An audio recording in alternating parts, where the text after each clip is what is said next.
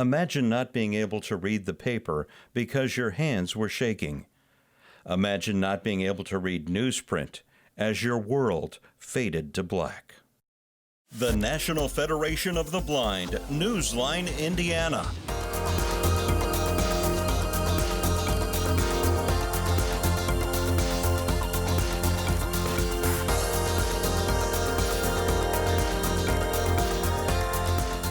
With your host, Lee Martin, and co-host, Florence Myers McSwine.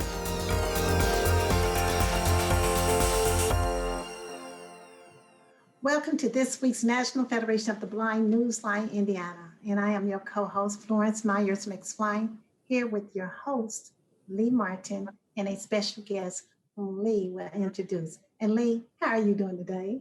I'm doing fantastic, although we're doing this by Zoom and we're not in the studio. So we're working hard at getting Zoom working for us. And we want to welcome our guest today, Miss Dorothy Griffin from Atlanta, Georgia. How are you doing today, Georgia? I'm doing wonderful, Indiana. Well, I tell you what, it's nice to be able to talk to you today. And once again, we want to thank you for coming on to our show. We have so much to get to in such a short period of time. So you are in Georgia, and you are the outreach manager for the National Federation of the Newsline of Georgia. So you're a colleague of ours with this service called NFB Newsline, which is a service of the National Federation of the Blind. So tell us a little bit about your experiences with the National Federation of the Blind Newsline. Okay, and thank you for having me. I do want to say that. So as the outreach manager in Georgia, I do, traveling around the state of Georgia and doing presentations. But when COVID hit, we had to kind of scramble to restructure. So I actually do training on different devices that people will use to connect to the NFB Newsline service. On Thursdays, I do just presentations for non-subscribers. And on Friday, my coworker and I, we do a reading that comes from the magazines. So we pick a article that we want to read and have our subscribers read, and then we have a discussion. And that's pretty interesting. Like I say, coming with COVID, there are a lot of changes.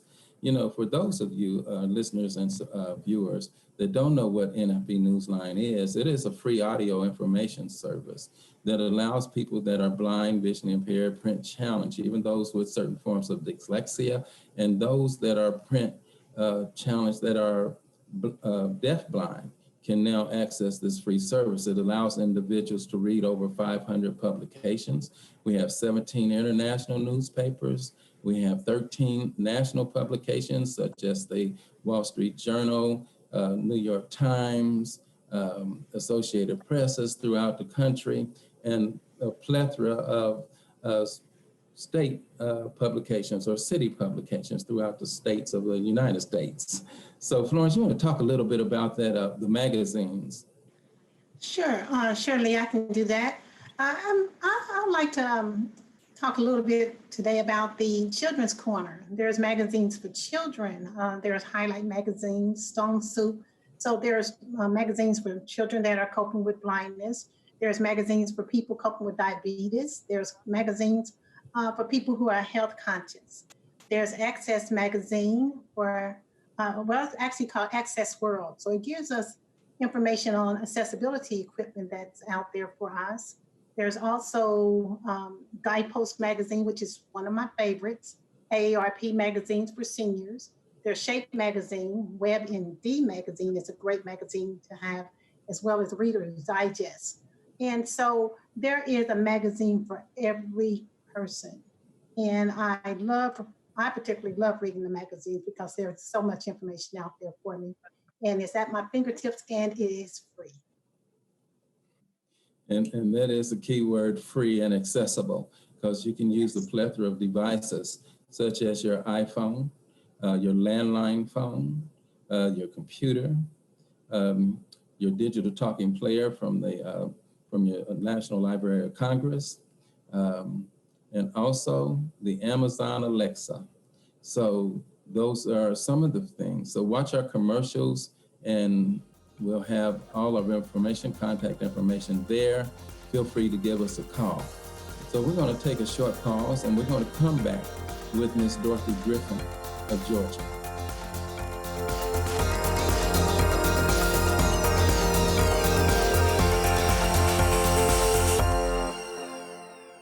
I'm Danny Wayne Beamer, Program Manager of the Elder Blind Program at the Will Center in Terre Haute, Indiana. I introduced the NFB Newsline to seniors in 13 southwestern counties in Indiana. I also utilize the NFB Newsline for my radio station public affairs shows.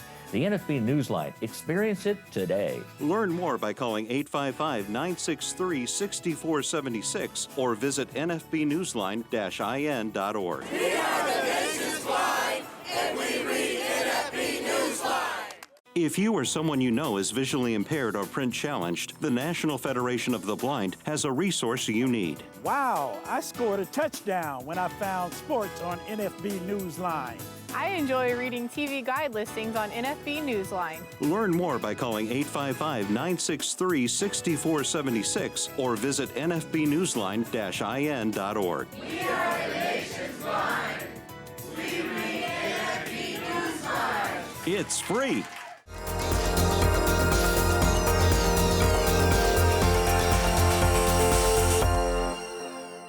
We want to welcome you to our show again. And once again, we have our special guest, Ms. Dorothy Griffin. She is the Georgia Peach of Georgia. And we don't get to talk to Georgia too much, so we're glad to have you on our show. So, Lawrence, let's dive right into this conversation. All right, and Dorothy, it is again a pleasure to have you on this show. And being from Georgia, we don't really have an opportunity to speak to as many people on this show from Georgia, but using the Zoom platform, it is a privilege to have you. So, Thank you. Miss Griffin, okay, tell us a little bit about your eye condition, your diagnosis, and just a little bit more about you.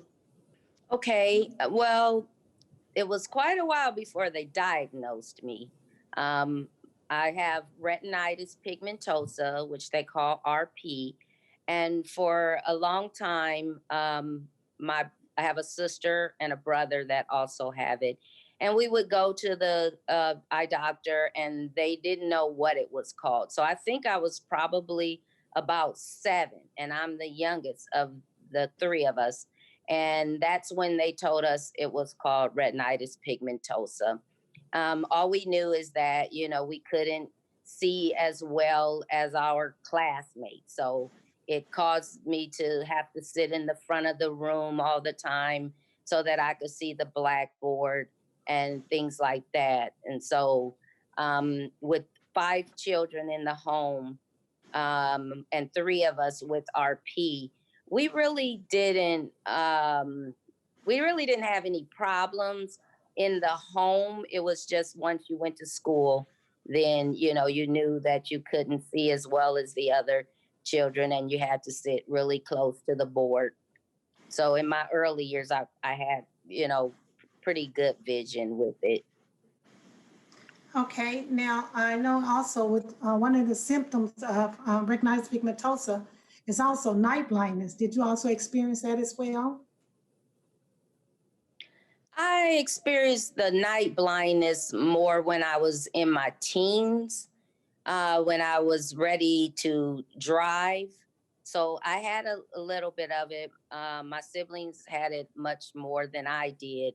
So I was able to drive, and I was, being pretty careful, but I still could see well enough to drive. And I think it really started affecting me as an adult. So once I had children and I began driving for the school system, so the Fort Wayne Community Schools, and I realized, that I wasn't seeing things as clear as I should. And eventually, when they required that you have a CDL, that's when I really realized, okay, I'm going to have to make a change and I'm going to have to do something and stop driving. So I did an education transfer from my job and came to Georgia. And then once I was in Georgia, with as big as Georgia is and driving, that's when they told me, okay, you need to stop driving before you hit someone's child. And I was like, well, how am I going to go to work? You know, how am I going to do for my daughter? So I did stop eventually. Okay. You know, the transitioning into sight loss and blindness it is a very traumatic, and I find that we all have different experiences with it. But one of the things that I find the most is having to give up the privilege of driving. I know that was difficult for me. And Florence, with your RP, have you ever driven? Actually, Lee, I did learn to drive. However, as a teenager, when I took my vision test and was unable to pass it, I opted not to drive because even with corrected vision, it just, to me, it wasn't a safe thing for me to do. Now, Miss Dorothy Griffin, now you mentioned that you started experiencing more sight loss difficulty as an adult. You mentioned that you were married. Now, how did that, how has that impacted, or did it impact your marriage at all? I met your husband, and he seems to be a very, respectful guy. Well, when I first met him, that was the first thing I told him. And so it doesn't, it took some training him on, things to do and things not to do. And so I think he's sometimes a little confused.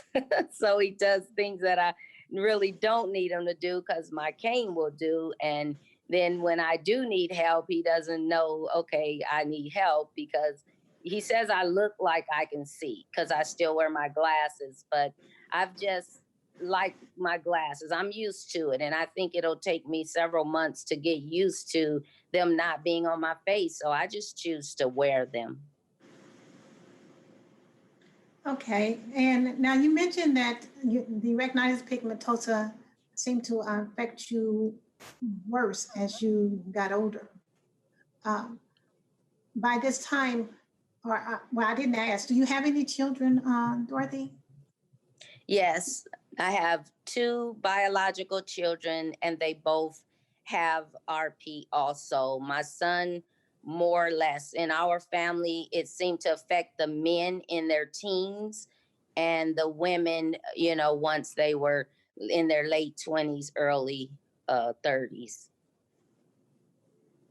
Okay, and it sounds to me that one of your biggest challenges with RP was having to give up the independence that you had through driving. Am I correct by that? Yeah, I think I was prepared for it because of my older siblings. So living in Atlanta, I really didn't miss it much because of the transportation. That was the whole reason for really moving here. So I don't miss it as much as I miss just being able to go when I want to go. But I don't really miss it. There's a lot of ways of getting transportation nowadays. There is. And that's a chief issue in the blind community. As a matter of fact, in the disabled community, is transportation. Now, I want to ask you, being a blind parent or a parent coping with RP, and you and Florence both can answer to this. Did you face, what challenges did you face from society or within the household as being parents with RP? So, in society, when I was first in denial, I was frustrated because if I went to a restaurant, I couldn't read the menu. I didn't know when they had new things, so I just ordered what I knew from when I could see. And I would try to explain to people, that I can't see, but they act, I can't read that menu. That's what I would say. And then they would think that I was illiterate. And I would say, no, I can't see it to read it, but they look at me like, you don't look blind, and it always made me feel like, okay, do I need dark glasses or do I need a guide dog, for someone to help me or read me? So that convinced me to begin to carry my cane. And also, I almost had a bad accident on the MARTA system train where I almost fell on the tracks. So I began carrying the cane then. And I think I think that helps me more. If I carry the cane, then people know that I'm blind, than, trying to not carry the cane and then can't get the assistance that I need. Well, we're going to have to take a short pause, and we're going to come back and talk a little bit more about the parenting aspect of with RP. So stay tuned, and we'll be right back with our guest, Ms. Dorothy Griffin.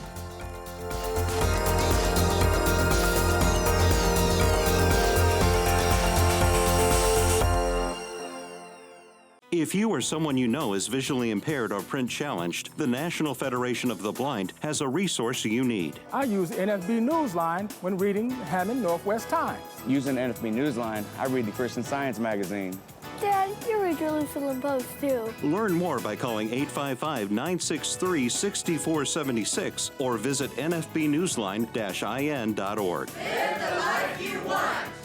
Read NFB Newsline. It's free.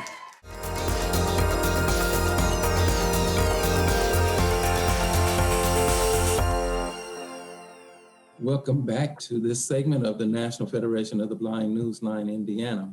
As today we have our very special guest, Ms. Dorothy Griffin from Georgia. And we have two individuals, our co-host, Ms. Florence Myers McSwine, that also copes with RP. Both are females, they're mothers, and we want to talk about one of the issues that we have in our community is parental rights for the blind and people with disabilities. And we want to talk about you guys coping with RP, vision loss, and has it impacted your life, your children's lives? So let's hear what you ladies would have to say about being parents and when you're expecting and wondering with your children, would they come down with this RP or not? So as a parent, I don't see, and as a blind parent, I don't see any reason or anything that has ever happened that I couldn't take care of my children. I like to say to people, what happens when your lights go out at night during a storm? Can you still manage to take care of your child or your baby? So, that's how I see it is, I have my other senses. I can still use my, hands, and I do have a clear mind. So I don't see any reason why blind parents can't raise their children just like, sighted parents. And there's other, little tricks or tips that you can do in order to, help you to manage that. Yeah, Dorothy, I love how you put that, as far as, if the storm happens and the lights go out. I love that because a lot of times people question how blind individuals take care of our babies. We take care of our children the same way everyone else does. We have those same concerns about our children. We're going to make sure that we do whatever we need to do to take care of them, to take care of our children. And as I mentioned before, I've been basically legally blind most of my life. all of my life, actually. And as far as having a child, I've never really seen a challenge of taking care of what's mine, taking care of my child, feeding my child, clothing my child, working to take care of my child, my children. So I think that what it is that society has a way of putting limitations on us as individuals, especially blind individuals, because they don't know what they don't know. And because they don't know, they tend to overreact or over respond in some cases to something that's completely natural. Uh, so just to be point blank about it, I don't see any. I don't see anything that's really any different than a person being sighted taking care of their children. Now, Dorothy, when you were expecting, did any of your family members have concerns regarding the outcomes? No, my family is, you know, very, I mean, loving and open, and they never make anything, you know, any comments or how do you do anything because they're used to seeing us, you know, do everything that they can do. Okay, good, good. So, because so many parents are being challenged in the courts regarding the rights of having their children and nurturing for their children, raising their children because of disabilities. So we want to get that clear that it's out there that blind individuals have no problems raising their children. And as what you said before, you have clear mind, both of you have clear minds, and you're just regular women that just happen to be blind, and you raise your children. Now, some of the challenges, once you found out that your children are coping with RP, how did that impact you at all, if it did? For me, this is Dorothy. You know, I never really felt bad about it. You know, my son did very well. I think once he lost more vision, but as an adult, he has three children that he's raising, you know, on his own. And I think he's, you know, come to cope with it. He's working. And so, you know, I never really felt bad about it. I just try to help them, you know, to do whatever challenges that come and give them ideas about how they can handle it. And now, with me, um, I never felt any type of way about that, about them having about the well. Let me back up. I was concerned, and I was concerned about passing retinitis pigmentosa on. However, once they were diagnosed with retinitis pigmentosa, I educated my children as much as possible on retinitis pigmentosa, what to do, how to handle this. They had concerns about uh, being outside and the light sensitivity. Then they were already educated on that. They were educated on uh, using when to use a cane and uh, adjusting to the lights and adjusting when you come into a room. So I had a lot of information to give to my children, and it's all about educating. Well, I am certainly proud to have you both on here talking about retinitis pigmentosa and raising and parenting. I know it's a big challenge, and I'm sure that there are individuals that will be watching this show or watching it now or in the future, and I'm sure they will glean from what you both have shared with them. I want to spend a little forward since we're short on time. Dorothy, you are a member of the National Federation of the Blind, as well as president of the Georgia affiliate. And tell us, how did you get involved with the National Federation of the Blind? So, like I said, my sister was here. So when I moved to Atlanta, I got involved with the National Federation of the Blind, and I never dreamed of being the affiliate president, but I just love people and I love helping people. And, in the blind community, there's a lot of need for, you know, advocacy, just, plain caring and, helping individuals to move, to whatever level that they want to move to in order to, live their life the way they want to. Independence. And I tell you, Yep. that is a great organization. And I know we're proud to have you as an affiliate president. So we're going to take a short pause and we're going to come back with the conclusion of our show. So stay tuned.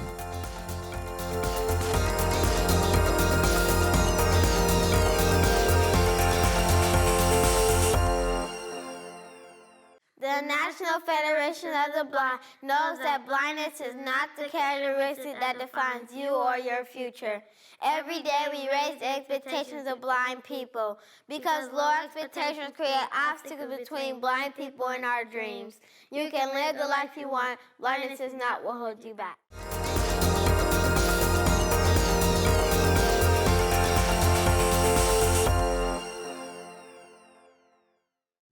Welcome back to the conclusion of our show. It's been a great show.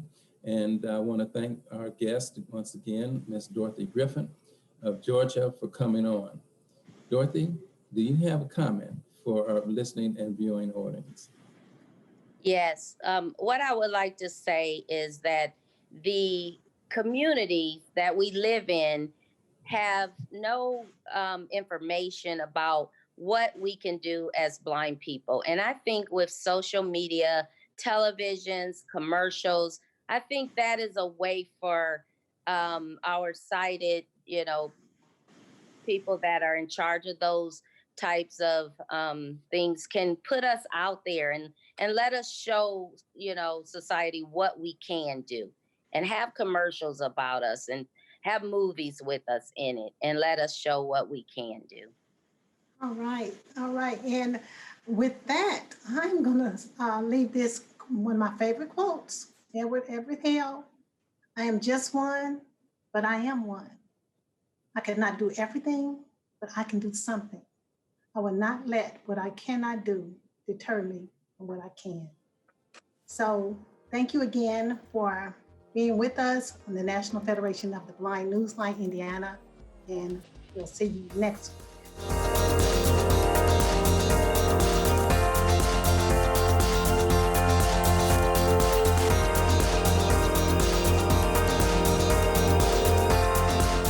The National Federation of the Blind, Newsline, Indiana. For more information, go to nfb-in.org or call 855-963-6476. That's 855-963-6476.